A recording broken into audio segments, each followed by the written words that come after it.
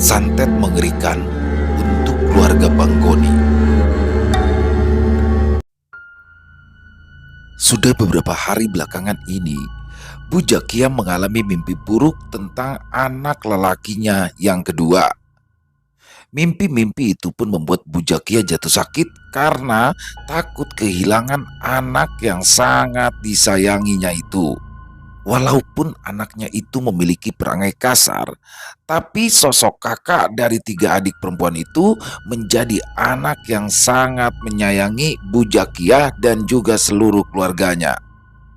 Beberapa tahun belakangan ini, anak dari Bu Jakia yang dulunya sempat terjebak dalam permasalahan rumit yang hampir saja membuatnya kehilangan nyawanya sendiri dan juga nyawa keluarganya itu, kini membuat Bu Jakia bangga dan juga merasa sangat bahagia.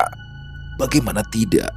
Sosok lelaki yang merupakan anak kesayangan Bu Jakia itu kini dapat menguasai sebuah wilayah komersil dengan hasil yang cukup besar setiap harinya. Tanah lapang yang ditumbuhi semak belukar dan masih menyisakan sedikit bagian dari bangunan sebelumnya yang habis terbakar itu kini mulai terlihat lagi berdiri dengan megah. Sebuah rumah berbentuk rumah klasik modern dengan dua buah pilar besar di depannya. Walaupun rumah yang akan menjadi rumah terbesar dan juga rumah termewah di lingkungannya itu belum sepenuhnya selesai, tapi Bu Jakia sudah merasa sangat bangga dengan apa yang telah diperbuat oleh anak laki-lakinya tersebut. Mimpi-mimpi buruk yang dialami oleh Bu Jakia pun ternyata bukan sekedar mimpi biasa. Hal itu adalah sebuah pertanda sebelum sebuah permasalahan besar akan menghampiri anaknya. Mak, emangnya Mak ngimpi apaan sih, Mak? Kok Mak sampai sakit kayak begini? Tanya Safitri sambil memijat-mijat kaki Bu Jakia. Abang lu, Neng, gue mimpi abang lu kayak lagi dikejar-kejar sama demit. Mana demitnya banyak banget lagi, jawab Bu Jakia dengan nada lemah. Ya itu kan cuma mimpi kali, Mak. Kagak usah dipikirin ngapa. Ntar Mak kagak sehat-sehat kalau kepikiran terus. Balas Safitri yang mencoba menenangkan pikiran ibunya. Sementara itu, di tempatnya berada, sudah beberapa hari belakangan ini Bang Goni merasakan sakit di beberapa bagian tubuhnya. Selain itu, Bang Goni juga mulai mendengarkan suara-suara makhluk astral yang seolah-olah ada di dekatnya. Kelebatan-kelebatan bayangan hitam menyeramkan pun tak jarang dilihat oleh Bang Goni, tapi Bang Goni belum menyadari tentang apa yang sedang terjadi kepadanya kala itu. Semakin hari, rasa sakit di beberapa bagian tubuh Bang Goni pun seolah berkumpul menjadi satu di bagian perutnya, hingga akhirnya Bang Goni pun dilarikan ke sebuah rumah sakit untuk mendapatkan perawatan intensif saat itu. Pihak rumah sakit melalui salah seorang dokter ahli penyakit dalam pun merasa heran dengan penyakit yang dialami oleh Bang Goni. Menurut pemeriksaan yang telah dilakukan, Bang Goni sama sekali tidak terdiagnosa suatu penyakit apapun. Hingga akhirnya Bang Goni yang waktu itu ditemani oleh Bang Ahmad pun memilih mencari pengobatan alternatif guna mencari tahu tentang penyakit apa yang sedang dideritanya.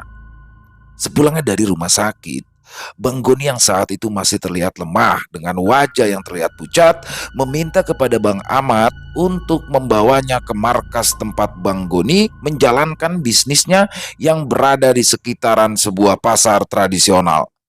Bang Goni yang sudah lebih dari 1 tahun kembali menguasai sebuah wilayah itu memang memiliki banyak sekali musuh.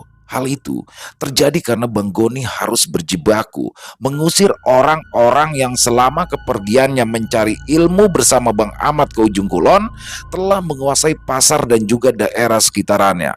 Tapi berkat ilmu bela diri mumpuni yang sudah dimilikinya serta ilmu kebal yang didapatnya, Bang Goni dengan beberapa bekas anak buahnya dapat kembali merebut lahan yang menjadi sumber penghasilannya tersebut. Gua kenapa ya, Mat ya? Badan gua kok kayak sakit semua. Tanya Bang Goni kepada Bang Ahmad yang sudah beberapa bulan ini kembali dari ujung kulon tempat tinggal Aba Uta. Apa jangan-jangan lu kena guna-guna kali ya, Gon? Hehe. Ya kayak santet gitu dah, balas Bang Ahmad sambil tertawa melihat sahabatnya yang sedang mengeluh itu. Masa iya sih, Mat, gua kena guna-guna, ujar Bang Goni sambil terus memegangi bagian perutnya. Lah, kan kata dokter lu mah kagak ada penyakitnya. Ya bisa jadi aja lu udah kena santet dari orang-orang yang masih dendam sama lu, Gon. Balas Bang Ahmad yang membuat Bang Goni berpikir keras kala itu. Apa gue cariin orang pinter aja kali ya, Gon ya? Ya kali aja ada orang yang ngerti soal penyakit yang lu rasain ini. Imbu Bang Ahmad yang masih mencoba mencari solusi dari permasalahan yang sedang dihadapi Bang Goni. Setelah mendapatkan persetujuan dari Bang Goni, Bang Ahmad pun langsung pergi ke rumah seseorang yang dikenalnya memiliki pengetahuan tentang hal-hal di luar nalar manusia. Karena tidak ingin berlama-lama, setelah menjelaskan permasalahan yang sedang dihadapinya, Bang Ahmad pun langsung mengajak Mas Diro ke markas tempat Bang Goni berada. Mas Diro adalah seorang ahli supranatural kejawen yang berasal dari daerah Jawa Tengah. Walaupun memiliki kemampuan khusus yang jarang sekali dimiliki oleh orang lain, tapi Mas Diro tidak pernah merasa bangga dengan apa yang dimilikinya saat itu. Wah, masa orang seperti sampean ini tidak tahu kalau ada makhluk-makhluk halus yang sedang menggerogoti tubuh sampean loh, Bang, ujar Mas Diro ketika ia duduk di hadapan Bang Goni. Waduh, makhluk halus? Makhluk halus apaan, Mas? Tepung terigu apa tepung beras? Saut Bang Ahmad yang membuat Bang Goni tampak kesal dengan candaannya itu. Jin. Dari jin danyang pembawa santet, Bang, jawab Mas Diro yang ikut tersenyum mendengar celetukan dari Bang Ahmad tadi. Obrok lu, temen lagi sekarat masih aja lu bercanda, ujar Bang Goni yang kesal membuat Bang Ahmad dan Mas Diro tertawa lepas. Sampean ini kan bukan orang sembarangan loh, Bang. Masa iya sampean ndak tahu kalau sampean ini sedang dikerjai oleh seseorang? Balas Mas Diro dengan wajah yang mulai terlihat serius. Lah mas, mana ada tukang cukur rambut yang bisa rapih nyukurin rambut sendiri. Lagian si Goni ini kan cuma punya tameng bakal kebal bacok, bukan kebal santet. Balas Bang Ahmad yang kini juga mulai terlihat serius. Mata batin Bang Goni ini terbilang cukup tajam. Tapi sayangnya, Bang Goni ini belum menyempurnakan ilmu-ilmu yang dimilikinya. Jadi, Bang Goni ini belum bisa menangkal santet yang datang melalui jin yang memiliki kesaktian cukup tinggi, ujar Mas Diro kembali menjelaskan. Dan sekarang, saya akan bantu untuk mengusir jin-jin yang membawa santet itu ya, Bang, supaya Abang bisa kembali sehat. Imbu Mas Diro yang langsung memejamkan kedua matanya sambil mulutnya terus berkomat-kamit merapal mantra. Setengah jam kemudian, setelah terlihat memejamkan mata sambil terus merapal mantra, Mas Diro pun kembali membuka kedua matanya sambil menghela nafas panjang. Saya tidak berani terlalu jauh membantu Bang Goni, karena saya ini tidak ingin kembali terlibat dalam permasalahan yang berhubungan dengan hal-hal gaib, Bang, ujar Mas Diro setelah ia dapat menetralisir energi hitam yang ada di tubuh Bang Goni. Emangnya berat apa gimana, Mas? Tanya Bang Ahmad yang merasa penasaran. Ya, dibilang berat ya ringan, tapi dibilang ringan ya cukup berat, Bang, karena setiap makhluk gaib yang memiliki tuan akan kembali kepada tuannya dengan menceritakan kekalahan mereka. Lalu tuan dari makhluk-makhluk gaib itu akan mencari cara agar dapat mengalahkan orang-orang yang menghalangi niatnya, hingga akhirnya putaran dendam itu pun akan terus berjalan sampai salah satu dari mereka mati, jawab Mas Diro yang sangat hafal dengan orang-orang yang berprofesi sebagai dukun yang memiliki peliharaan-peliharaan makhluk gaib tersebut.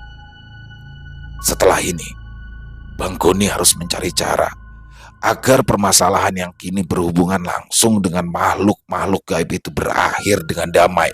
Imbu Mas Diro kembali menjelaskan. Baik Mas, terima kasih ya udah mau nolongin saya.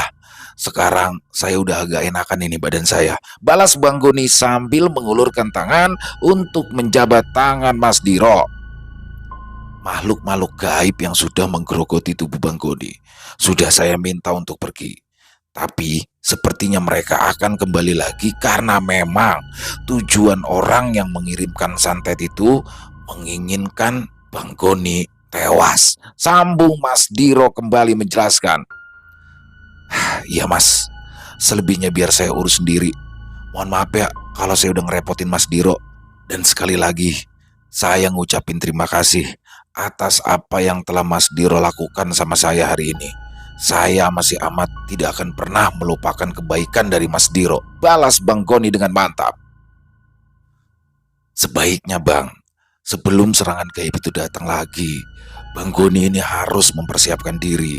Karena saya yakin beberapa dukun yang menyerang sampean itu akan kembali melakukan ritual kembali untuk dapat mengirimkan santet kepada sampean, ujar Mas Diro. Beberapa hari pun berlalu. Bang Goni pun terlihat kembali sehat dan bugar, serta sudah dapat menjalankan aktivitas seperti biasanya. Tapi kabar buruk pun datang dari adik Bang Goni yang bernama Safitri, yang memberitahukannya jika Bu Jakia meninggal dunia secara tiba-tiba. Sebelum meninggal dunia, Bu Jakia sempat beberapa kali memuntahkan darah segar hingga akhirnya Bu Jakia meninggal dunia dalam keadaan mengenaskan saat itu. Rasa sedih mendalam menghampiri Bang Goni yang saat itu baru saja mulai dapat membuat ibunya merasa bahagia, tapi rupanya takdir berkata lain dan Bang Goni pun harus mengikhlaskan kepergian sang ibu untuk selama-lamanya.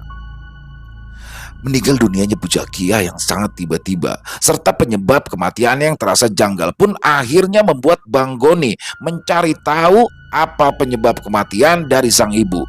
Rasa keingintahuannya itu membawa Bang Goni kembali menemui Mas Diro yang memang memiliki usaha di area pasar yang menjadi wilayah kekuasaan dari Bang Goni.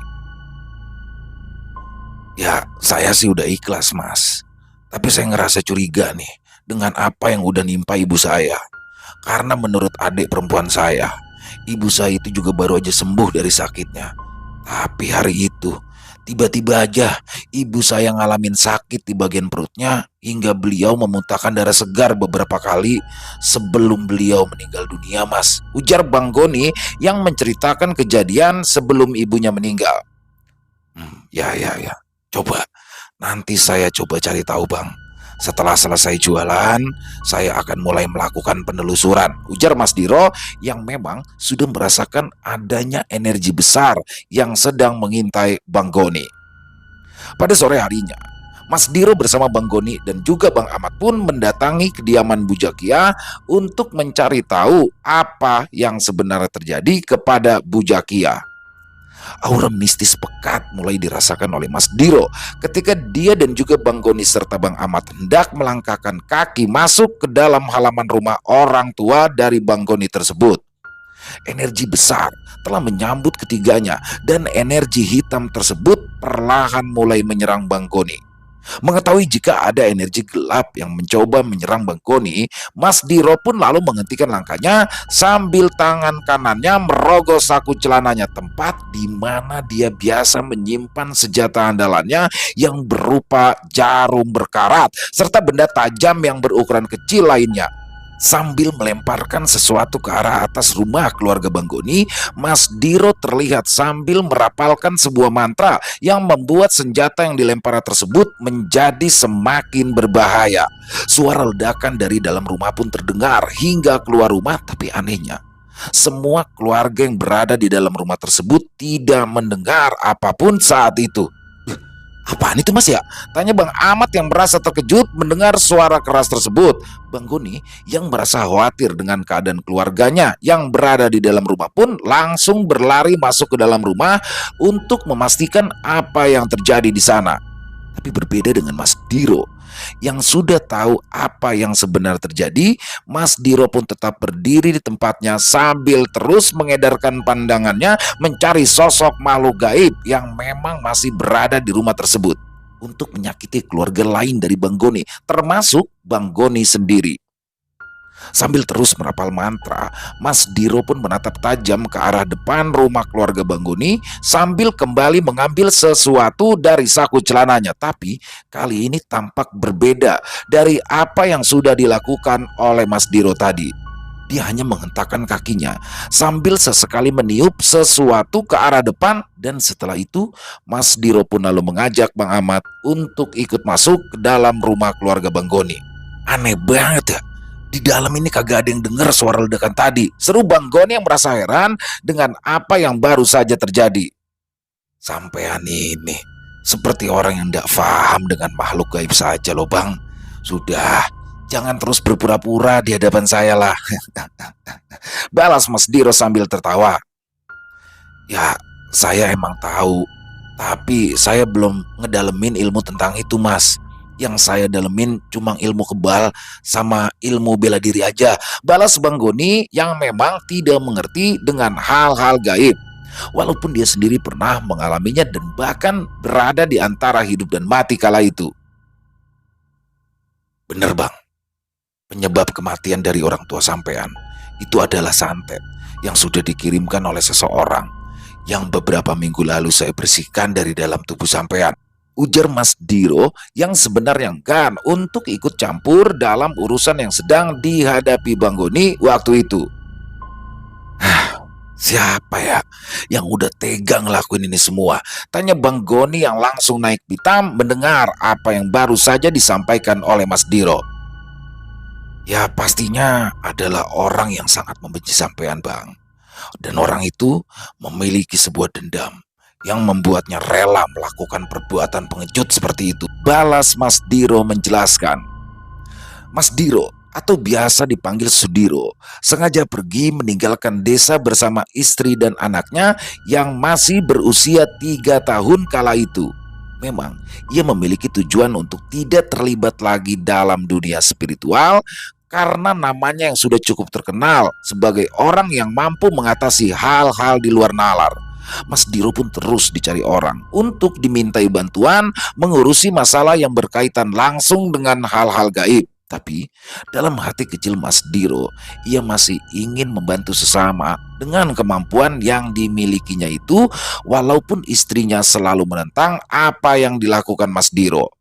Sudiro atau yang kini lebih dikenal dengan nama Mas Diro itu telah sepakat dengan Sri Kanti istrinya jika dia tidak lagi akan terlibat dalam urusan hal gaib. Hal itu dilakukan Sudiro karena dia yang telah mengalami berbagai macam persoalan yang ikut membahayakan istri serta keluarganya yang lain. Dilema pun muncul ketika Bang Goni meminta kepada Mas Diro untuk membantunya menuntaskan dendam agar tidak ada lagi orang yang mengganggu kehidupannya. Sebenarnya saya sudah berjanji untuk tidak lagi menggunakan kemampuan yang saya miliki untuk terlibat dalam urusan yang berhubungan langsung dengan makhluk-makhluk gaib Bang. Ujar Mas Diro mencoba menjelaskan apa yang kini terjadi dengan dirinya. Saya ini sudah banyak mengalami kejadian-kejadian menyakitkan selama saya menggunakan kemampuan saya ini Bang. Saya mendapatkan ilmu-ilmu kejawen ini dengan tujuan membalaskan dendam orang tua saya. Dan setelah berhasil menuntaskan dendam, saya pun mulai berkelana dari satu tempat ke tempat lain untuk bisa membantu orang-orang yang sedang mengalami gangguan dari makhluk-makhluk gaib. Dan dalam perjalanan itulah saya bertemu dengan istri saya yang sedang mengalami gangguan kejiwaan karena sedang dirasuki oleh makhluk gaib setelah membalaskan dendamnya. Dendam lama akan melahirkan dendam yang baru dan akan terus berputar hingga salah satu pihak berlapang dada untuk memutusnya. Imbu Mas Diro mencoba menenangkan Bang Goni. Agak seru Mas. Ya kalau nyawa mah kudu dibayar nyawa, kagak bisa. Celetuk Bang Ahmad yang membuat Mas Diro tersenyum. Ya, tapi kalau emang Mas Diro kagak bisa bantu, ya kagak ngapa-ngapa Mas. Sejauh ini rasa saya ya, bantuan dari Mas Diro itu sudah cukup buat saya. Saya hanya bisa berterima kasih atas apa yang udah Mas Diro lakuin sama saya dan juga keluarga saya. Balas Bang Goni dengan jiwa kesatria. Selebihnya, biar saya yang urus sendiri masalah ini, Mas. Imbu Bang Goni sambil menepuk pundak Mas Diro. Yah, agak ngerti aja lu, Gon. Emang lu bisa ngeliat entu jin yang mau nyerang? Kapan kemarin aja lu tepar sebelum Mas Diro ngobatin lu? PA, saut Bang Ahmad yang merasa kesal dengan perkataan so bijak dari sahabatnya itu. Sebenarnya, Mas Diro pun merasa tidak enak hati untuk membiarkan Bang Goni melawan kejahatan yang dia sendiri tidak dapat mengetahuinya. Tapi dilema pun masih berkecamuk dalam hati dan pikirannya kala itu, hingga akhirnya sosok jin yang masih setia bersamanya tiba-tiba saja muncul di hadapannya dan memberi sedikit wejangan kepada Sudiro. Memang sulit, Diro. Di satu sisi, kau harus menepati janjimu kepada Sri Kanti. Tapi di sisi lain, kau juga harus melawan angkara murka yang ada di hadapanmu saat ini, ujar Gatra Pawira melalui telepatinya. Temanmu ini bukanlah orang biasa. Ada sosok makhluk berkekuatan tinggi yang ada di dalam tubuhnya yang belum mau membantunya secara langsung. Imbu Gatra Pawira sambil menatap tajam ke arah Bang Goni. Sosok kepala tanpa tubuh yang memiliki kekuatan api itu menjadi sosok yang sangat berbahaya jika sampai temanmu itu bisa memberikan tumbal untuk meminta bantuannya, ujar Gatra Pawira yang membuat Mas Diro terkejut mendengarnya. Lalu apa yang harus kita lakukan, Wira? Tanya Mas Diro. Kalahkan sosok yang ada di dalam tubuh temanmu itu. Lalu minta dia untuk menjadi sahabatnya layaknya aku dan dirimu saat ini. Tidak ada syarat apapun bagiku untuk terus membantumu, Diro, jawab Gatra Pawira yang membuat Mas Diro terdiam sesaat. Karena sudah memahami apa yang dimaksud oleh Gatra Pawira, Mas Diro pun langsung berpamitan kepada Bang Goni dan juga Bang Ahmad untuk kembali pulang ke rumahnya. Tapi Mas Diro yang memang masih memiliki beberapa sahabat dari bangsa jin tidak membiarkan Bang Goni melakukan sesuatu yang akan membawanya ke dalam jurang penderitaan. Mas Diro yang sudah memiliki rencana pun meminta Ki Blarak dan juga Ki Anom untuk terus mengikuti gerak-gerik Bang Goni. Sementara itu, Gatra Pawira akan mengawasi rumah keluarga Bang Goni dan akan terus melaporkannya kepada Mas Diro.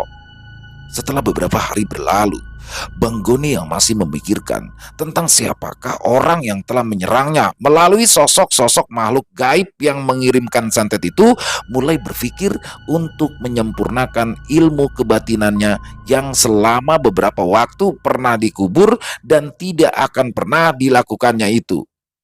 Menyempurnakan ilmu yang dimilikinya dengan tumbal seorang bayi perempuan yang usianya masih berumur kurang dari 40 hari itu adalah hal tersulit yang pernah diketahuinya dalam menempa ilmu kepada Aba Uta.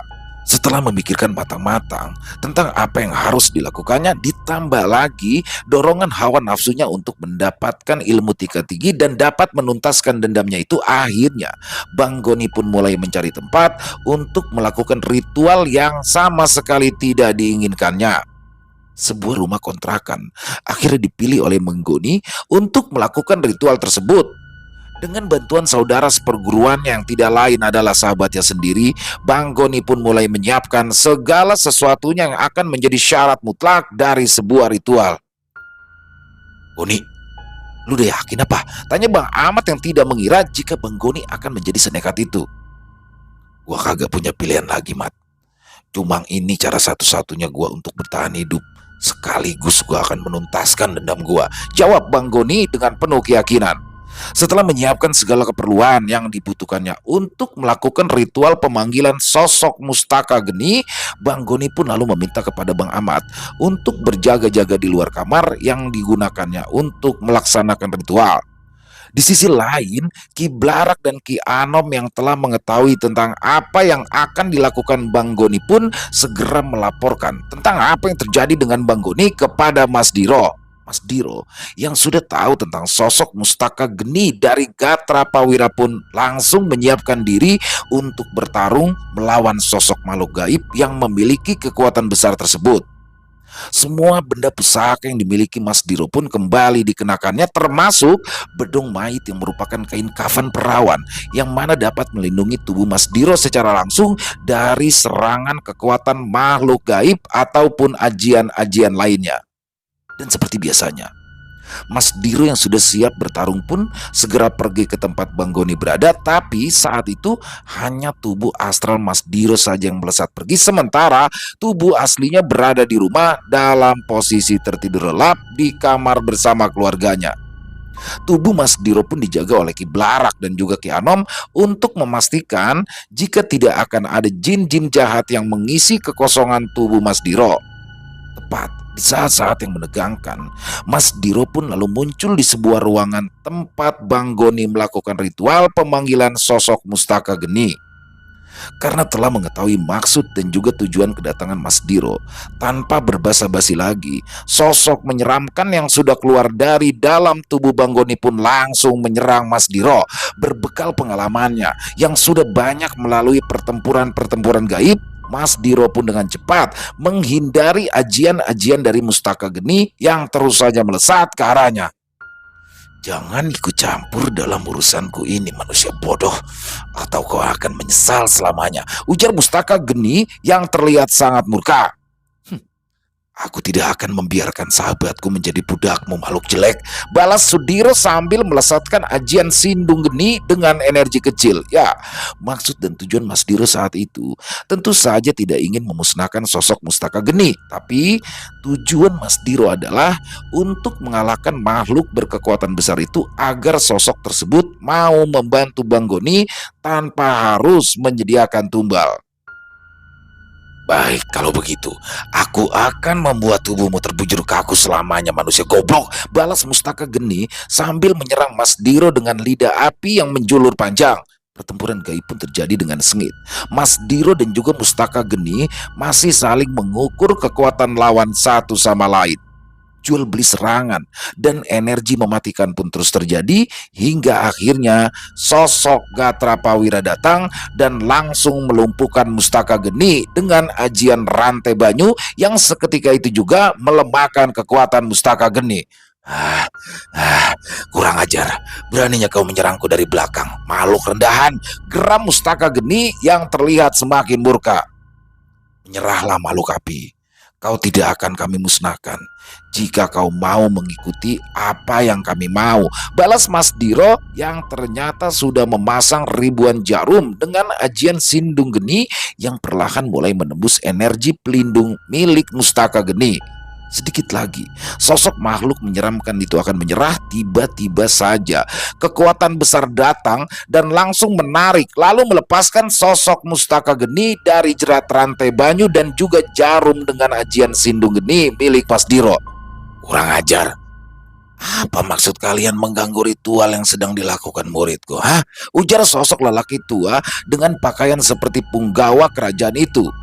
Gatra Pawira yang sepertinya telah mengetahui siapa sosok yang datang dan menyelamatkan makhluk tanpa tubuh itu perlahan mundur hingga berdiri sejajar dengan tubuh Mas Diro. Mas Diro yang merasa tidak pernah memiliki masalah dengan sosok lelaki tua yang memiliki energi besar itu pun lalu maju perlahan untuk menjelaskan apa yang sebenarnya terjadi. Tapi belum sempat Mas Diro mengucapkan sepatah kata pun tiba-tiba saja melesat tiga larik cahaya berkekuatan besar ke arahnya dan tepat mengenai tubuhnya hingga Mas Diro pun jatuh terpental. Tapi serangan itu sepertinya tidak mengakibatkan luka bagi Mas Diro yang dengan cepat langsung bangkit sambil mulai merapal mantra aji yang dimilikinya. "Rupanya kau ini bukan manusia sembarangan. Pantas saja kamu berani mengganggu ritual muridku dan juga berani menangkap perewangan yang telah aku berikan kepadanya," ujar sosok lelaki tua itu yang tidak lain dan tidak bukan adalah Aba Uta. Bang Goni yang sedari tadi tidak mengetahui jika di sekitarannya sedang terjadi pertempuran gaib pun tiba-tiba saja membuka kedua matanya. Hal itu dilakukannya karena Bang Goni mendengar suara dari Abauta yang terus-menerus memanggil namanya saat itu. Saya tidak bermaksud mengganggu ritual murid sampean, Ki. Saya itu hanya tidak ingin murid sampean menjadi budak dari makhluk jelek tanpa tubuh itu, ujar Sudiro yang membuat Abauta membijingkan matanya. Eh, apa urusanmu dengan muridku itu, bocah goblok? Kau tidak perlu menjadi pahlawan bagi muridku, karena dia sendirilah yang telah memilih jalannya. Dia telah mempersembahkan jiwanya untuk bangsa lembut setelah kematiannya nanti. Balas Abauta yang sontak membuat Bang Goni terkejut mendengarnya. Pergilah, dan akan aku biarkan kau hidup, anak muda, imbu Abauta sambil menunjuk ke arah Mas Diro. Walaupun sampean memiliki kesaktian yang cukup tinggi, yang mungkin saja bisa memusnahkanku, tapi selangkah pun aku tidak akan pergi dari tempat ini sebelum aku bisa menyelamatkan temanku ini, balas Mas Diro dengan tegas. Di tempat lain, tubuh Mas Diro yang sedang tertidur pulas pun tiba-tiba saja terbangun. Tubuh kosong yang kini sedang dirasuki oleh Ki Blarak dan juga Ki Anom itu perlahan-lahan pergi dari rumah kontrakannya untuk segera menyusul Sukma Mas Diro yang masih sedang bersitegang dengan Abauta saat itu. Karena tubuh Mas Diro sedang dikendalikan Ki Blarak dan juga Ki Anom, maka dengan cepat dan sangat lincah, tubuh Mas Diro pun melompat dari bawah ke atap genting rumah-rumah yang ada di sekitarnya. Tanpa suara bising, tubuh Mas Diro pun bergerak cepat menuju ke rumah kontrakan tempat Bang Goni melakukan ritual. Sementara itu, Abauta yang sudah kehilangan kesabaran pun mulai menyerang Mas Diro. Sementara itu, sosok Mustaka Geni mulai jual beli serangan untuk melawan Gatra Pawira. Rasa khawatir pun mulai muncul dalam hati Gatra Pawira yang sepertinya tahu jika sosok Abauta memiliki ilmu lebih tinggi dibandingkan Mas Diro. Sementara itu, lawan yang akan dihadapinya juga berada satu tingkat di atasnya yang membuat Gatra Pawira harus memutar akal untuk dapat mengalahkannya. Tapi bukan Sudiro namanya jika ia tidak memiliki rencana matang dalam sebuah pertempuran. Ketika Sukma Mas Diro sedang berjibaku menghadapi serangan-serangan dari sosok Sukma Abauta, tiba-tiba saja tubuh Mas Diro yang sedang dirasuki dan dikendalikan oleh Ki Blarak pun datang dan langsung mendobrak pintu rumah kontrakan yang di sana juga sedang dijaga oleh Bang Ahmad. Setelah dapat membuka pintu rumah kontrakan tersebut secara paksa, tubuh Mas Diro yang berhadapan langsung dengan Bang Ahmad pun langsung memukul Bang Ahmad hingga ia pingsan dan kehilangan kesadarannya. Setelah berhasil membuat Bang Ahmad pingsan, tubuh Mas Diro pun langsung duduk bersila. Sementara itu, sosok Ki Blarak dan juga Ki Anom sudah keluar dari tubuh Mas Diro dan bersiap dengan menjaga tubuh tersebut dari lesatan-lesatan energi liar yang terus saja dilontarkan oleh Abauta. Abauta pun merasa sangat kesal ketika Sukma Mas Diro tiba-tiba saja menghilang dari hadapannya, dan dengan seketika Sukma dari Mas Diro sendiri telah kembali ke raganya yang pastinya dapat mengimbangi Sukma dari Abauta saat itu. Ternyata kau memang bukan orang sembarangan, anak muda. Selain memiliki ilmu tinggi, kau juga memiliki otak yang cukup cerdas dalam bersiasat dan mengatur rencana. Ujar sosok Sukma Abauta. Tapi jangan pikir kau akan mampu mengalahkanku walau kini kau sudah memiliki kekuatan sempurna, imbu Abauta sambil kembali melesatkan serangannya. Tubuh Mas Diro pun tidak bergeming menghadapi serangan mematikan dari Abauta. Dia hanya terus terdiam sambil tersenyum menghadapi energi besar yang sudah beberapa kali mengenai tubuhnya. Dan ketika kekuatan Abauta mulai menurun, barulah Sudiro mengeluarkan ajian Sindung Geni yang kini digabungkan dengan pasir putih dari pantai selatan yang memiliki kekuatan magis dan mematikan. Butiran pasir putih yang disebar Mas Diro itu mulai terangkat dan menyala terang seperti bara api. Jumlahnya yang cukup banyak serta energi besar yang bersatu pada pasir putih itu pun akhirnya membuat Abauta terdiam dan mulai mengeluarkan ajian pamungkasnya. Sudah lagi, kita itu sama-sama tahu Jika engkau habiskan energimu untuk memendung ajian Wedi Geni milikku ini, maka kau tidak akan dapat kembali ke ragamu yang berada jauh di sana, ujar Mas Diro yang kini membuat Abauta terdiam. Aku rasa kita tidak perlu bertindak lebih jauh lagi, apalagi kita harus saling memusnahkan. Aku rasa itu semua tidaklah menguntungkan, imbu Mas Diro dengan bijak. Baik, baik anak muda. Apa yang kau mau dari semua ini, ha? Tanya Abauta yang perlahan-lahan menurunkan energi murni terakhirnya dan menyimpannya kembali.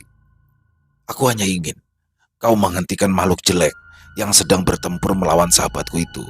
Dan selain itu, aku juga mau makhluk itu membantu muridmu tanpa syarat apapun dan tanpa tumbal apapun, jawab Mas Diro dengan tegas. Kau ini memang pandai dalam bersiasat, anak muda. Jika ada waktu, berkunjunglah ke tempat tinggalku, karena aku memiliki pusaka yang mungkin sepertinya cocok dengan ilmu-ilmu yang kau miliki saat ini, anak muda. Balas Abauta yang langsung memberikan perintah kepada Mustaka Geni untuk menghentikan pertempurannya. Kenapa lama sekali, Diro? Makhluk itu hampir saja memusnahkanku tadi, gumam Gatra Prawira yang merasa kesal dengan Mas Diro. Kau hanya harus lebih banyak berlatih dan melakukan tapa brata, Wira. Kau terlihat semakin lemah saja. Balas Mas Diro sambil tersenyum ke arah Gatra Prawira. Baik, baik anak muda. Aku serahkan Mustaka Geni ini kepadamu sebagai hadiah persahabatan kita.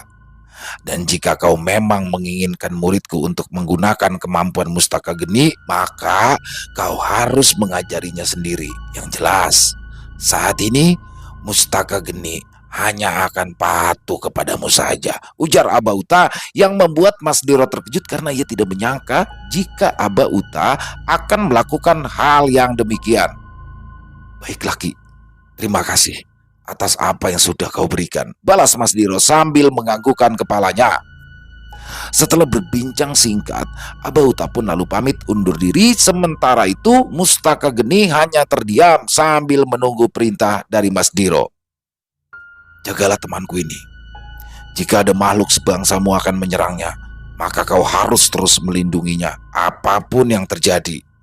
Nanti aku akan mengajarkan temanku ini agar bisa berkomunikasi denganmu, Geni, ujar Mas Diro yang langsung disetujui oleh Mustaka Geni. Setelah beberapa saat, pemilik rumah kontrakan pun datang ke rumah di mana Mas Diro, Bang Goni, dan Bang Ahmad berada. Pemilik kontrakan tersebut pun langsung memaki-maki Mas Diro karena ia tahu jika Mas Diro telah merusak rumah kontrakannya tersebut. Tidak mau berdebat dengan pemilik rumah, Mas Diro pun berjanji akan mengganti semua kerusakan yang telah terjadi di rumahnya. Setelah itu, Mas Diro pun membangunkan Bang Ahmad dan juga Bang Goni dari tidur lelap mereka. Setelah menceritakan apa yang sebenarnya terjadi, Mas Diro pun meminta kepada Bang Goni untuk mengganti segala kerusakan yang terjadi di rumah kontrakan tersebut. Hal itu bukanlah perkara besar bagi Bang Goni. Yang terpenting saat itu adalah dia akan dapat segera menuntaskan dendamnya. Bujuk, gila bener lu Mas. Mainan Mas Diro hebat bener. Lah gue sekali pukul langsung molor. Gila bener tuh mas-mas Jawa, parah, ujar Bang Ahmad yang sedang berbincang dengan Bang Goni di markas besar yang ada di sekitaran pasar. Ya bagaimana kagak hebat. Guru kita aja dibuat kagak bekutik sama dia, ya apalagi kita, mat, balas Bang Goni yang sontak membuat Bang Ahmad terbatuk sambil menyemburkan kopi yang baru saja diseruputnya. Bucuk, lu tuh dari mana emang? Hah? Tanya Bang Ahmad penasaran. Ya dari sosok makhluk gaib yang awalnya mau dijadiin perewangan gua. Makhluk itu sekarang mulai datang ke dalam mimpi gua, Mat. Dia bilang dia itu udah diminta sama Mas Diro bakal ngejaga gua dari serangan-serangan dukun santet yang masih ngincer gua sampai sekarang, jawab Bang Goni dengan penuh semangat. Nah, sosok yang sekarang ada di sekitaran gua ini juga cerita Mas Diro itu ngeluarin ajian yang bikin Abauta tuh mikir 2 kali untuk terus bertempur ngelawan dia. Pokoknya Mas Diro bukan orang sembarangan, Mat. Kita kudu hormat sama dia, imbu Bang Goni yang membuat Bang Ahmad menggeleng-gelengkan kepalanya. Seiring berjalannya waktu, Mas Diro pun mulai mengajarkan kemampuan-kemampuan khusus kepada Bang Goni dan perlahan-lahan mata batin Bang Goni pun terbuka hingga akhirnya Bang Goni dapat berkomunikasi dengan sosok Mustaka Geni. Saat ini, Bang Goni pun sudah menganggap Mas Diro sebagai guru yang mengajarkan ilmu-ilmu kebatinan karena itu juga merupakan permintaan dari sosok Aba Uta. Perlahan tapi pasti, Bang Goni pun mulai dapat berkomunikasi dengan baik dengan sosok Mustaka Geni. Awalnya, Bang Goni hanya dapat mendengar suara dari sosok tersebut hingga akhirnya Bang Goni pun dapat bertemu dengan sosok Mustaka Geni secara langsung. Tapi walaupun begitu, Mas Diro tetap tidak mengizinkan Bang Goni untuk membalaskan dendamnya.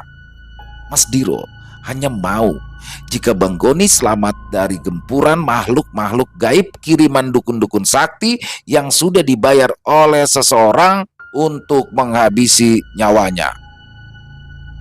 Selesai. Wow, luar biasa. Kisah dari Mas Untung Prasetyo selalu menarik untuk disimak dan ini by request ya. Jadi banyak teman-teman yang menanyakan kelanjutan kisah Sudiro dan diamini oleh Mas Untung akhirnya diluncurkan untuk kisah Sudiro selanjutnya dan ternyata kisah kemarin yaitu kisah Bang Goni preman asli tanah Betawi itu ternyata berkaitan dengan kisah Sudiro di mana di dalam video kali ini mengisahkan awal pertemuan dari Sudiro dengan Bang Goni. Jadi mungkin buat teman-teman yang bingung ya atau yang baru mengikuti kisah ini, kami sudah buatkan playlist khusus tentang kisah Sudiro ya dari awal bagaimana Sudiro mendapatkan kesaktiannya sampai dengan dia akhirnya di terakhir ya di kisah Sudiro terakhir itu Sudiro sudah menikah akhirnya memutuskan untuk menghentikan semua urusannya dengan hal-hal gaib. Nah, ternyata Sudiro ini memutuskan untuk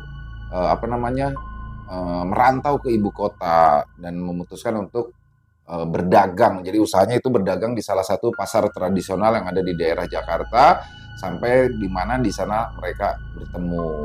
Itu ternyata Bang Goni jadi penguasa daerah pasar tersebut. Ya sangat menarik ya Mas Untung untuk disimak kelanjutannya bagaimana nih duet Mas Sudiro dengan Bang Goni untuk kedepannya. Kisah yang sebelumnya itu setelah pernikahan Sudiro dengan Sri Kanti. Jadi lanjutannya ini dan kisah yang kemarin itu adalah yang Bang Goni itu merupakan jembatannya untuk ke sini. Luar biasa sekali Mas Untung, banyak sekali hikmah yang bisa kita ambil dalam kisah ini, tapi poin pentingnya sih ya yang saya pribadi nih ngelihatnya. Jadi Bang Goni ini kan memang sudah didampingi oleh sosok yang diberikan oleh gurunya ya Aba Uta yang mana sosok itu bisa diperintah, bisa dimiliki seutuhnya oleh Bang Goni, bisa dilihat, bisa diperintah apabila dengan catatan harus menumbalkan bayi yang belum berumur 40 hari. Nah, di sini poin yang saya ambil adalah kerennya dari Sudiro ya. Dia akhirnya mengalahkan sosok itu dan kalau mau tunduk ya tunduk aja tanpa harus memberikan tumbal. Jadi itu sih poinnya mungkin yang bisa saya ambil ya. Overall kisahnya keren banget Mas Untung, ditunggu lagi kisah selanjutnya tentang Sudiro. Dan semoga kisah barusan bisa menghibur para teman-teman pecinta dan penikmat horor, lebih khususnya lagi kepada para subscriber dari channel Ilo Bercerita. Dan satu hal lagi ya, jadi masih misteri nih sebenarnya musuh siapa sih, musuhnya yang mana nih, karena namanya dia megang satu tempat ya, megang satu kawasan pasti akan banyak yang gak suka. Nah di sini siapa nih pelakunya nih masih belum bisa ditemukan. Dan semoga kisah barusan bisa menghibur teman-teman semua, khususnya para pecinta penikmat horor. Dan lebih khusus lagi kepada para subscriber dari channel Ilo Bercerita. Dan buat teman-teman yang punya pendapat lain, punya komentar lain, ataupun hanya sekedar saling menyapa, silakan bisa dituliskan di kolom komentar. Insya Allah kami akan menjawabnya satu persatu. Dan kami juga ingin mengucapkan terima kasih sebesar-besarnya kepada seluruh teman-teman yang sudah selalu setia hadir di setiap harinya, yang sudah selalu setia mendukung channel kami, karena kehadiran teman-teman lah kalian ini selalu bersemangat berkarya di setiap harinya. Dan buat yang suka dengan video barusan bisa diklik tombol like-nya, tombol jempolnya. Dan buat teman-teman yang mungkin baru bergabung atau yang sudah lama bergabung ternyata lupa belum subscribe, yuk klik tombol merah subscribe-nya. Jangan lupa lonceng notifikasinya dinyalakan agar teman-teman selalu mendapatkan notifikasi dari konten-konten yang akan kami upload selanjutnya. Untuk channel Ilo Bercerita kami upload setiap harinya, setiap malamnya jam 9 malam waktu Indonesia bagian Barat. Dan buat teman-teman yang mungkin punya kisah horor misteri ya, yang diangkat dari kisah nyata yang berdasarkan dari pengalaman pribadi, apabila mungkin berkenan dibawakan di channel kami, silakan bisa mengirimkannya ke nomor telepon yang ada di bawah sini, dan bebas ya, dalam bentuk tulisan boleh, dalam bentuk audio boleh, atau voice note, senyamannya teman-teman aja. Dan buat teman-teman yang sudah mengirimkan kisah, kami ucapkan terima kasih. Buat teman-teman yang sudah mengirimkan kisah tapi belum dibawakan, harap bersabar karena memang harus melalui proses penggarapan terlebih dahulu. Di akhir kata, saya Ila mengucapkan permohonan maaf apabila mungkin dalam pembawaan kisahnya barusan ada kata-kata saya yang salah, ataupun ada kata-kata saya yang kurang berkenan. Saya mohon dibukakan pintu maaf yang seluas-luasnya, karena saya hanyalah manusia biasa, tempatnya salah dan dosa. Dan sampai berjumpa lagi di video-video kami selanjutnya yang pasti tidak kalah serunya, yang pasti tidak kalah horornya. Masih bersama saya Ilo di channel Ilo Bercerita. Salam sehat, sukses selalu untuk kita semua. Wassalamualaikum warahmatullahi wabarakatuh.